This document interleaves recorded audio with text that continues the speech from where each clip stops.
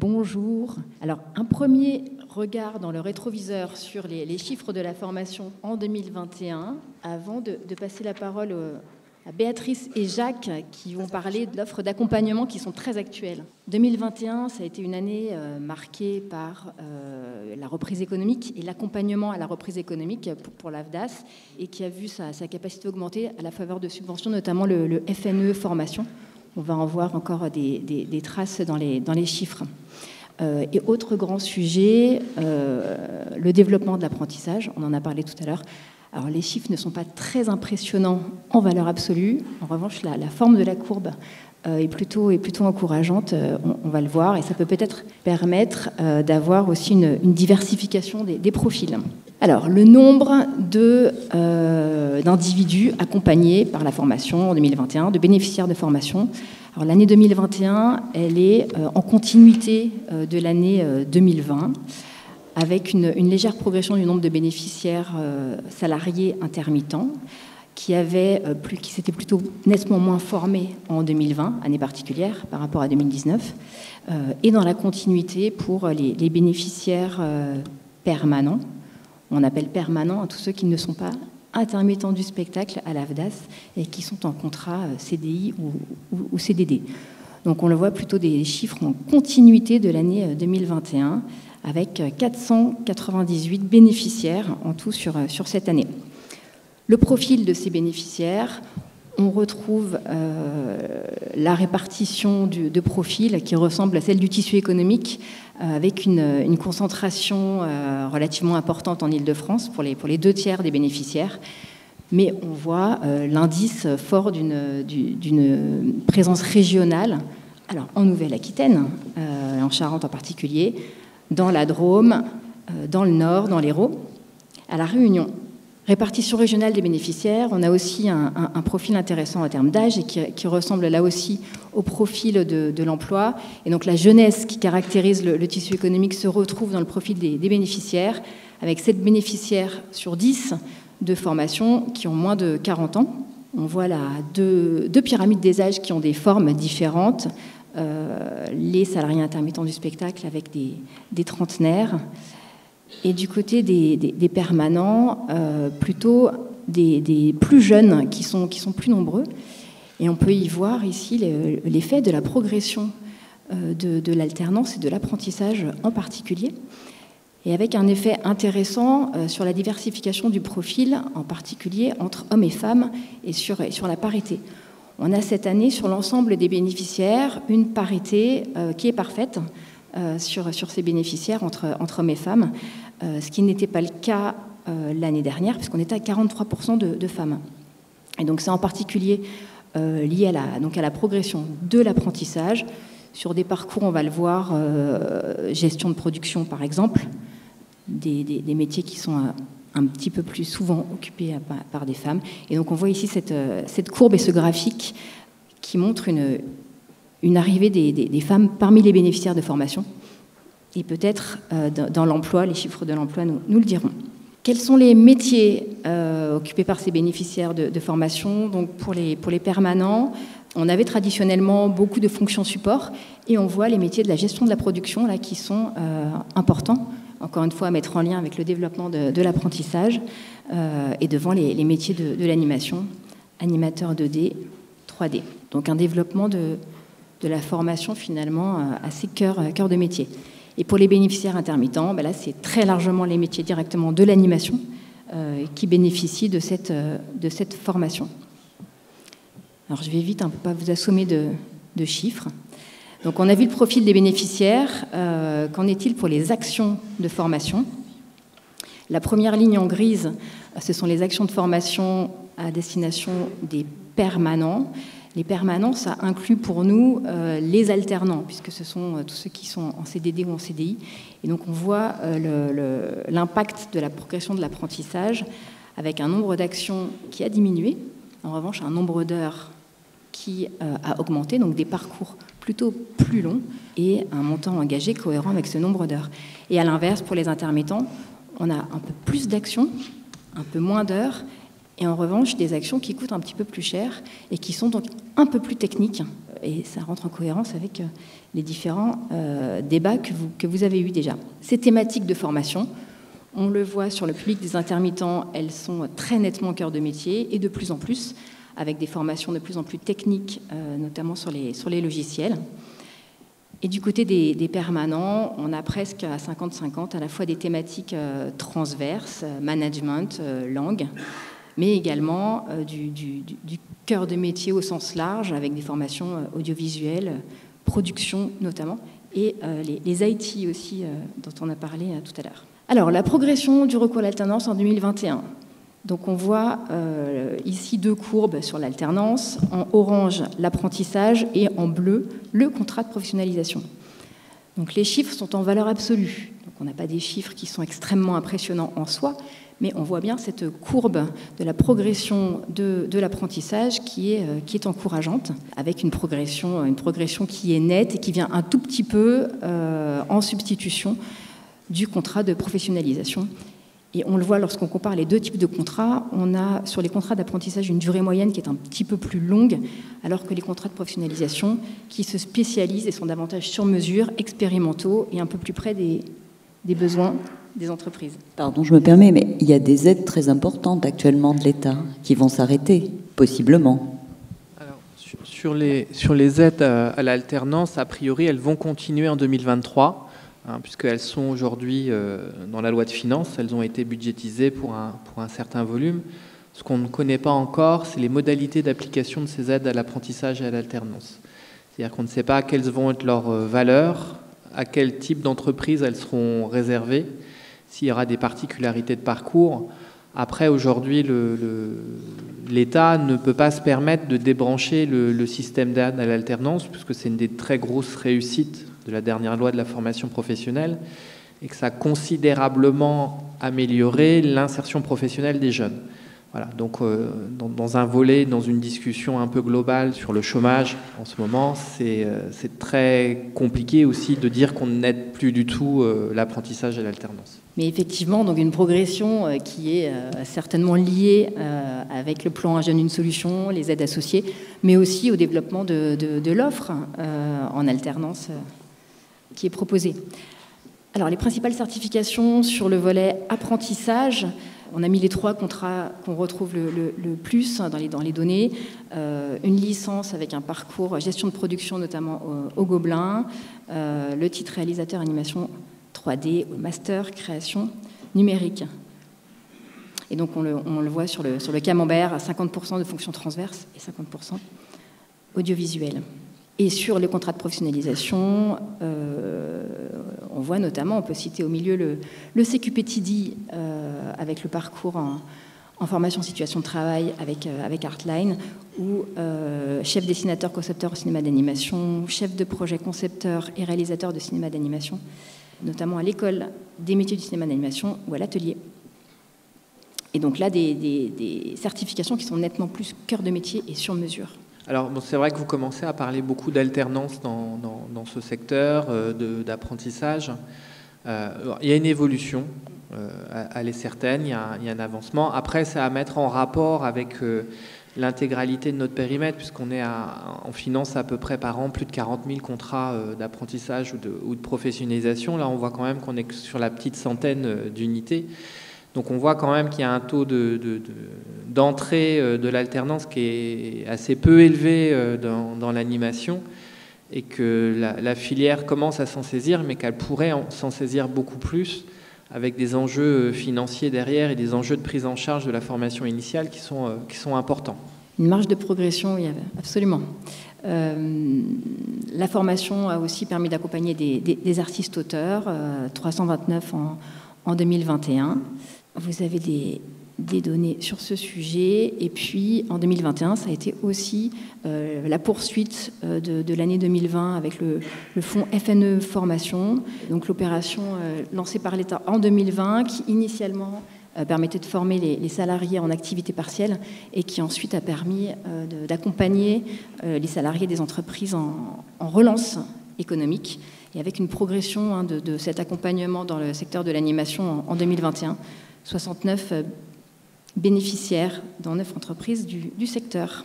Il y a eu également la formation des demandeurs d'emploi qui a été accompagnée en 2021 avec la préparation opérationnelle à l'emploi, notamment préparation opérationnelle à l'emploi collective, qui a permis d'insérer des nouveaux professionnels sur des besoins de recrutement précis, qui participent là aussi peut-être à la diversification des profils qui viennent intégrer le secteur. Alors après les chiffres de la formation, je vais vous présenter rapidement nos nouvelles offres d'accompagnement. Alors petit rappel des épisodes de la saison précédente pour ceux qui ne s'en souviendraient pas. Et puis comme ça nous permet de reprendre les dessins de nos illustratrices préférées. Pour mémoire, l'année dernière, Jacques avait participé à une table ronde sur la transition écologique et vous avez présenté un petit peu les nouvelles missions dans un cadre législatif de l'AFDAS sur la transition écologique. Et là, on va vous présenter rapidement les mises à jour de cette offre d'accompagnement, comment on continue à accompagner vos entreprises et les secteurs sur des sujets, on va dire, qui sont d'actualité et des sujets prioritaires, que ce soit la prévention des cybermenaces, les actions qu'on peut, ou les accompagnements qu'on peut proposer aux entreprises autour du handicap, des actions en faveur du handicap, en faveur de l'égalité professionnelle, donc de la transition écologique, et de la lutte contre les violences et harcèlements sexistes et sexuels. Et c'est le sujet qu'on a décidé de vous présenter plus particulièrement cette année.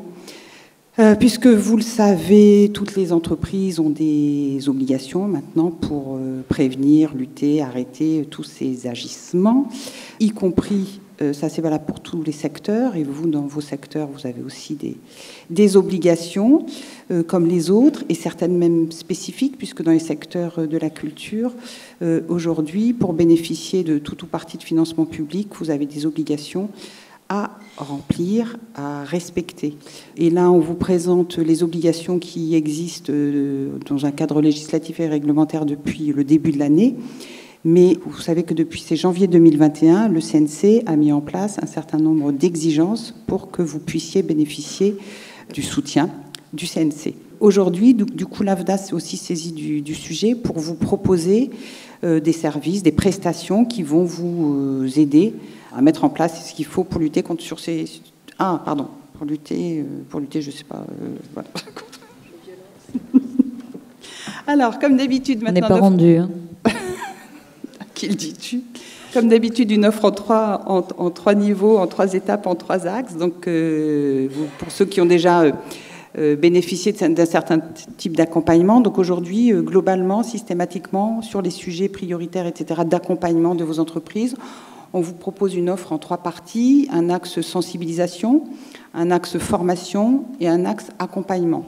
Vous avez tout ça, vous pouvez retrouver tout ça sur notre site internet, des petits pour la partie sensibilisation par exemple, des petits films, des petites vidéos pour vous permettre de découvrir, d'appréhender les enjeux, notamment les enjeux liés aux violences et harcèlements sexistes et sexuels.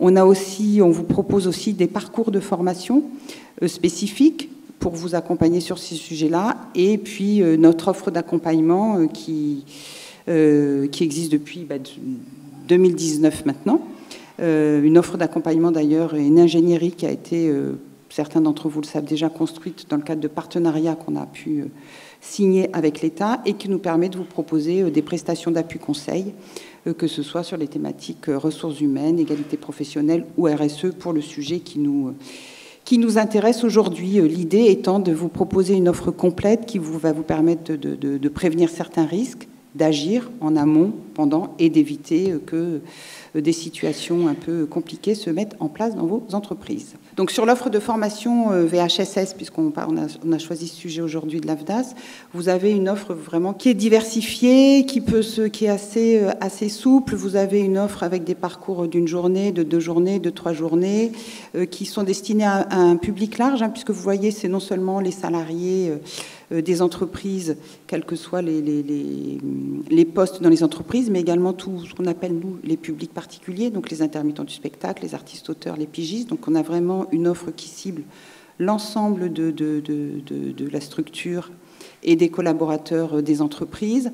Une offre de formation qui va vous permettre soit de découvrir en fonction du niveau d'appropriation du sujet sur lequel vous êtes, de vous découvrir les sujets, de comprendre les enjeux, qui va vous permettre de déployer des mesures de prévention dans vos entreprises et de mettre en œuvre un plan d'action. Selon les tailles des entreprises et du coup les obligations qui sont inhérentes sur ces sujets de prévention est variable selon qu'on est moins de 50 salariés, de moins de 250, etc. Vous avez des possibilités, puisque les OPCO, l'AFDAS a la possibilité de financer certaines de ces formations en fonction de l'effectif de l'entreprise. Donc vous avez vraiment une possibilité et un panel de propositions qui est complètement adapté à vos entreprises. L'offre d'accompagnement, toujours nos prestations, nos fameuses prestations d'appui conseil, assez étendues maintenant, puisque au départ on avait une offre RH, ensuite on a eu une offre transformation ou transition digitale, une offre RSE, on a une offre égalité professionnelle, on a une offre pour travailler sur les sujets spécifiques du handicap, et puis donc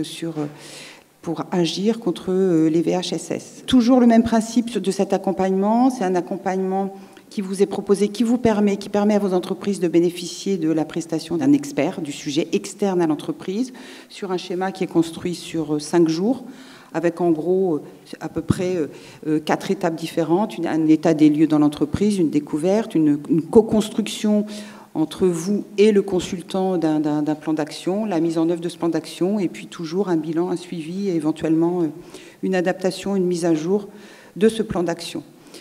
Aujourd'hui, ce qui est intéressant, c'est que l'offre d'appui conseil et de prestation d'accompagnement que l'on peut vous proposer est très vaste, et selon votre niveau, pareil, d'appropriation du sujet, vous allez pouvoir piocher dans les différentes propositions avec le consultant qui va vous orienter sur tel ou tel sujet de prédilection, entre guillemets, sur lequel il pense qu'il serait intéressant de pouvoir mettre en place un plan d'action dans votre entreprise. Voilà. Et évidemment, tout ça, vous le retrouvez d'ores et déjà sur notre site internet et puis après sur la présentation. Merci infiniment. C'est un sujet sur lequel on aura l'occasion de revenir. La reconversion, c'est toi. Alors, moi, je vais me charger d'un sujet un petit peu plus réglementaire et d'évolution aussi de notre rôle à l'AFDAS. Pour ceux qui s'en souviennent, qui ont assisté à quelques tables rondes ici que l'on a fait sur la réforme de la formation professionnelle, l'AFDAS, depuis 2019, n'a plus le rôle d'organisme référence de la formation pour les intermittents du spectacle, puisqu'on a perdu la compétence de la reconversion professionnelle. Donc c'est un choix qui avait été opéré par l'État, qui pour nous était un petit peu douloureux, et qui fait qu'aujourd'hui, les intermittents du spectacle, ils ont 3 guichets, que vous avez décrits sur cette diapo. Ils ont l'AFDAS qui peuvent solliciter pour financer leur formation liée au plan de développement de leurs compétences, donc la formation, on va dire, un petit peu du quotidien. Ils ont la Caisse des dépôts et consignations pour actionner leur compte personnel de formation, donc un outil individuel de financement de la formation professionnelle, dont on parle un petit peu beaucoup dans les médias en ce moment, souvent sous le terme malheureusement de la dérive. Et puis vous avez ce qu'on appelle les associations transition professionnelle, donc ce sont des associations régionales, donc vous allez plus les connaître aussi sous l'acronyme de CEPIR, aussi à une époque. Bon, maintenant ils ont trouvé un petit nom un petit peu plus sexy, Transition Pro, et qui finance les parcours. Alors on n'a plus le droit de parler de reconversion professionnelle, on parle de transition professionnelle maintenant, et qui permettent à une personne qui a un métier A dans lequel il est plus bien pour des raisons X ou Y et qui souhaite changer, notamment pour des raisons aussi parfois économiques ou de retrouver un travail, de changer de profession et de changer de métier pour accéder à un métier B. Donc on finance là, dans ce dispositif, des formations de plus longue durée. Donc depuis 2019, on est sur la mobilisation de ces 3 acteurs, et puis ce qu'on a vu malheureusement, c'est que le nombre d'intermittents du spectacle qui arrivaient à se reconvertir, il est en chute libre depuis cette période, parce que grosso modo, l'AFDAS finançait à peu près 600 parcours par an, et aujourd'hui, toutes les associations de transition pro financent moins d'une centaine d'actions de formation à destination de ce public. Alors pour plusieurs raisons. La première, c'est qu'effectivement les intermittents du spectacle ont la tendance à pas forcément faire des reconversions très tranchées. Malheureusement, quand on est intermittent du spectacle, on n'a pas forcément envie de devenir maçon-bancheur ou boucher-chevalin. On a plutôt tendance à vouloir travailler dans les secteurs des médias, rester dans les secteurs proches, ce qui a déjà n'est pas forcément quelque chose de très lisible pour ces associations interpro. Et puis d'autre part, on a aussi souvent envie de rester sur des métiers connexes et donc de financer par la reconversion souvent des évolutions professionnelles et pas forcément une transition à brûle-pourpoint. Voilà. Donc on est avec cette difficulté depuis plusieurs années.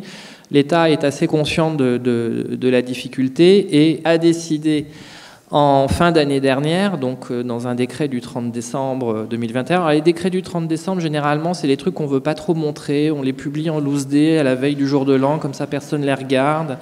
Et puis ça ne fait pas trop de gros titres dans les journaux parce que les journalistes ils sont en vacances. Enfin bon, j'ai dit du mal, il ne faut pas. Et en gros, ce décret permet à l'AFDAS maintenant... C'est enregistré maintenant. Oui, on pourrait redire amplifier, voilà. De cofinancer les actions de formation des intermittents du spectacle qui passent par le compte personnel de formation et les parcours de transition professionnelle.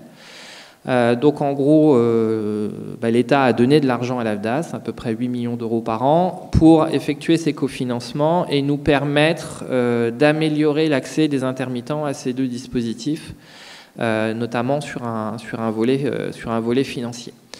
Donc depuis ça, on a signé là à l'été une convention de coopération avec la Caisse des dépôts et consignations, donc qui est l'opérateur du compte personnel de formation. Le dispositif est ouvert depuis la fin juillet, donc qui permet à tout intermittent du spectacle de bénéficier, en plus de son solde de son compte, d'une aide financière de l'AFDAS de 1 350 € par dossier. Donc c'est un élément supplémentaire. Et c'est un service qui commence à bien fonctionner en termes de dépenses, puisqu'on est à peu près à 300 dossiers financés à ce jour, et qui va être amené à se développer, puisque pour l'instant, on a été assez précautionneux sur notre participation financière avec ces 1 350 €, mais on sent qu'on a des possibilités d'améliorer sans doute pour l'année prochaine et d'augmenter ce volume qui permettra effectivement à des intermittents de financer des projets plus ambitieux en matière d'évolution ou de reconversion professionnelle. Et puis le deuxième point, c'est on est toujours en discussion avancée avec les associations Transition Pro pour une convention de cofinancement sur lequel nous, on prendrait la moitié en charge des dossiers de parcours de reconversion des intermittents dans la limite de 19 000 €. Alors aujourd'hui, c'est une convention qui n'est pas encore déployée pour deux raisons. Parce qu'il y a une première raison réglementaire avec France Compétences, donc qui est l'organisme qui s'occupe de la régulation de la formation professionnelle en France et sur lequel on voudrait que France Compétences adopte une résolution spécifique au public des intermittents du spectacle pour assouplir les critères d'éligibilité des intermittents et d'accès à la reconversion. Donc ça, c'est un premier élément. C'est une bataille un peu politique. Parce que c'est des gens qui n'aiment pas faire trop des lois d'exception et que effectivement c'est traité dans des sphères très interprofessionnelles où malheureusement les intermittents du spectacle apparaissent parfois comme des privilégiés. Je refermerai ce débat tout de suite immédiatement. Donc normalement le CA de France Compétences qui doit peut-être assouplir ces choses, c'est ce matin. Donc je ne sais pas s'il y a un piquet de grève devant le siège à Paris, c'est très bien, mais ça les décidera peut-être. Et nous dirons oui ou non si on va sur des assouplissements qui nous permettra de prendre plus de dossiers en charge. Et puis d'autre part, il y a un volet un peu financier, donc de convention de coopération avec le réseau des associations Transition Pro. La convention est prête, votre serviteur il l'a rédigée. Il y a juste que effectivement on attend la décision de France Compétences pour la signer et puis pour commencer à financer les premiers dossiers. Voilà. Vive la reconversion. Merci.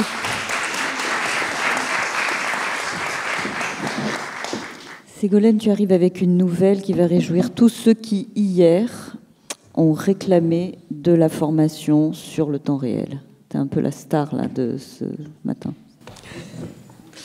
J'espère ne pas décevoir votre attente. Bonjour à tous, donc Ségolène Dupont. Je suis la déléguée générale de la CPNEF de l'audiovisuel. Je me permets à chaque fois de resituer cet acronyme. C'est la Commission paritaire nationale emploi et formation de l'audiovisuel. Donc on regroupe les organisations employeurs et les organisations de salariés pour l'ensemble de l'audiovisuel, que ce soit la radiodiffusion, la télédiffusion, la prestation technique image et son et la production audiovisuelle cinéma et animation. Alors c'est un petit clin d'œil à ceux qui étaient là en 2017. Je vois que ça vous intrigue, donc j'en suis ravie. Je vais vous présenter aujourd'hui 3 actions que porte, mais pas toute seule, la CPNEF au service du secteur de l'animation. Le premier, ça a été évoqué un peu en filigrane, c'est le CQP expert technique en création numérique. Donc pour vous redire, ça a débuté ici en 2017. Des studios énonçaient leurs difficultés à recruter des TD. Et depuis, avec vous, studios professionnels, on a créé cette certification. Alors, petite incise, la CPNEF a des leviers d'action sur la formation continue. Par contre, sur la formation initiale, voilà, on est plus peut-être dans le conseil, mais on n'a pas de levier d'action. C'est pour ça que tout à l'heure a été évoqué sur la formation TD, il y a une formation initiale aussi à RTFX. Donc on était conscient aussi de ces difficultés de trouver les personnes qui pouvaient être formées sur ce métier. Donc en cela, on a travaillé avec de multiples partenaires, donc studios professionnels pour bien identifier le besoin, un organisme de formation pour proposer un parcours qui soit vraiment en adéquation avec ce besoin. Donc là, on a travaillé avec Artline pour un parcours de formation qui est sur 9 mois, en alternance, en AFEST, avec un organisme de formation à distance. C'est-à-dire que vous, studio, vous avez un apprenant chez vous pendant 9 mois qui aura des temps de formation à distance, des temps AFEST, action de formation en situation de travail, c'est-à-dire qu'il aura le droit de se tromper, il aura des temps de réflexivité, c'est ce qu'on appelle un peu de retour sur ce qu'il a fait pour bien comprendre quelles peuvent être les possibilités d'évoluer, de progresser, et puis des temps de production comme dans l'alternance classique. Tout ça, ça a été mis en œuvre, accompagné par l'AFDAS. Sur le sourcing également, on est beaucoup aidé par Pôle emploi, ce qui permet de pouvoir aller chercher des profils qui ne sont pas forcément issus des écoles de cinéma d'animation, mais des sourcils un peu différents, et ce qui permet un peu la diversité dans le secteur de l'animation. Alors en termes de chiffres, donc on est sur des choses modestes, mais c'est plutôt une belle réussite parce que ça se déploie chaque année avec des nouveaux studios qui s'y intéressent. Donc là, on a 3 promotions depuis 2020, 90% de réussite. Là, j'ai notifié la dernière promotion, 100% de réussite, les 7 certifiés. Dans le jury, on avait quelqu'un de chez Malilart et quelqu'un de chez Tu nous as pas vu. Et on a fait une petite fête à l'issue, donc c'était très chouette. Et 90% des certifiés sont aujourd'hui encore dans les entreprises qui les ont accueillis en alternance. Voilà, donc c'est vraiment une belle réussite qui a pu se faire avec tout le monde. La deuxième action, donc je suis ravie que l'AFDAS ait introduit les POEC, ce superbe mot, donc POEC, préparation opérationnelle à l'emploi collectif. Alors on est parti l'an dernier plutôt avec l'audiovisuel et le cinéma qui nous avaient fait remonter des problématiques de recrutement sur le métier d'administrateur de production, donc plutôt en prise de vue réelle.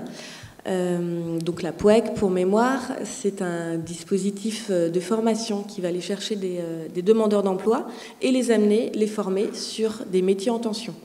Donc on a fait une première session et les organisations employeurs de votre secteur, Anime France, le SPI et puis certains studios nous ont fait remonter que ce besoin est aussi prégnant dans l'animation. Donc cette année, on réédite cette POEC avec un parcours qui commencera en janvier.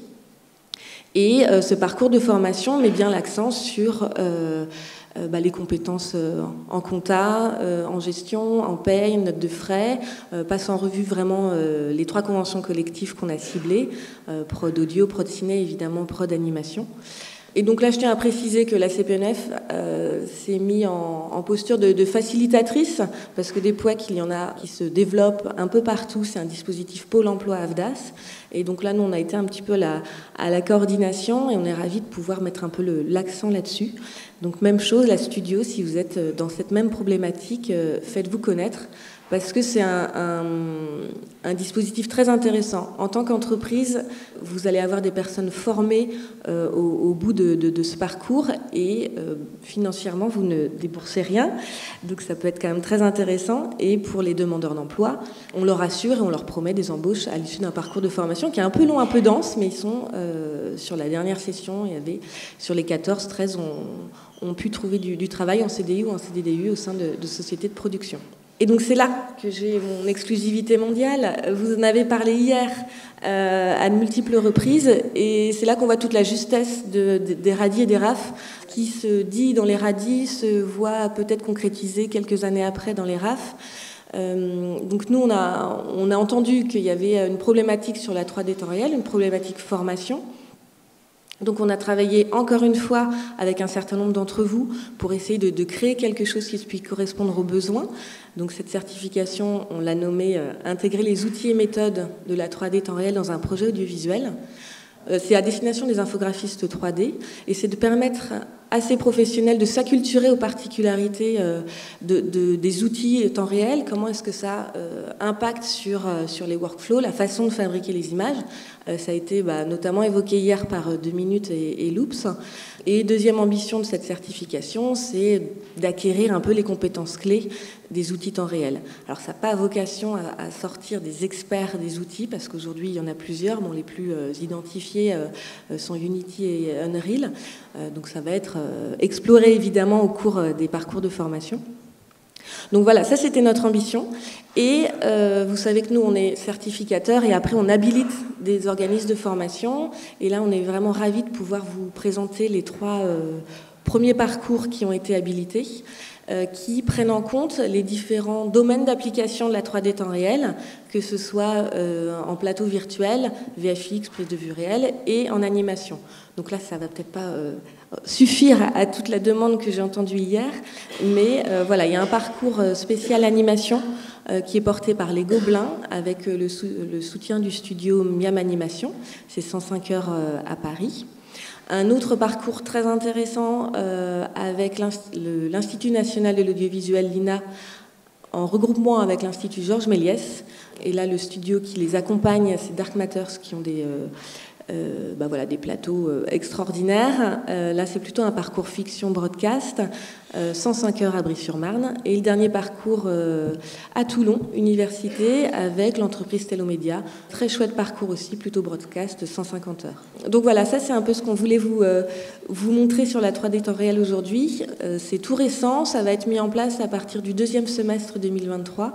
Donc n'hésitez pas à vous reporter sur notre site internet. Voilà, donc c'était 3 projets qu'on accompagne en tant que CPNEF et qui Enfin voilà, ce que je voulais aussi dire en conclusion, c'est qu'en fait on est tous en fait dans le même secteur d'activité, et si studio professionnel vous arrivez à définir vos besoins, il existe des dispositifs qui peuvent répondre à ces besoins pour pouvoir y remédier pour le développement et la croissance de ce secteur.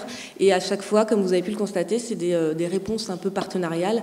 Nous, on travaille tout le temps avec l'AFDAS, avec leur soutien technique, avec leur soutien d'expertise, très souvent avec Pôle emploi, avec les organismes de formation. Enfin, je vais sûrement me planter et en oublier, mais pour que vous puissiez identifier que s'il y a un problème en termes de recrutement, en termes de compétences, il y a des possibilités. Il faut juste qu'on arrive à se mettre autour de la table et pour le coup, je crois que là, on a 3 actions qui montrent que c'est possible et que c'est un succès. Et j'ai oublié le CNC qui a été à l'origine de pas mal de ces projets aussi. Excusez-moi, je viens de voir Anouk. Merci beaucoup.